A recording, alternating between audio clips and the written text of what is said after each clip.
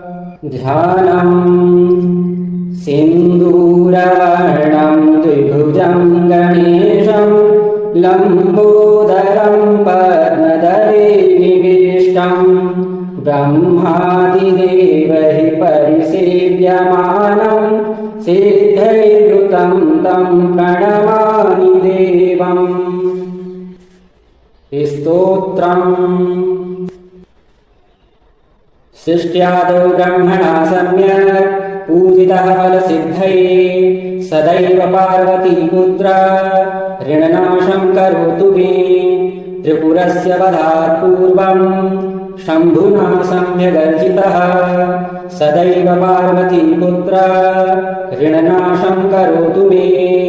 हिरण्यकश्यपादीनां वधार्थे विष्णुनार्चितः सदैव पार्वतीपुत्र ऋणनाशं करोतु मे। महिषस्य वधे देव्या गणनाथः प्रपूजितः सदैव पार्वतीपुत्र ऋणनाशं करोतु मे।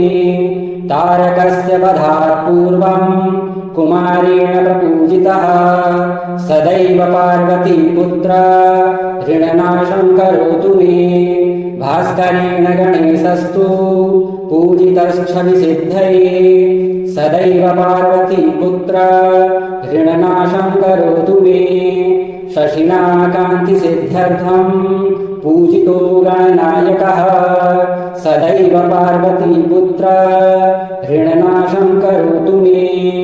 पालनाय च तपसा विश्वामित्रेण पूजितः सदैव पार्वतीपुत्र ऋणनाशं करोतु मे।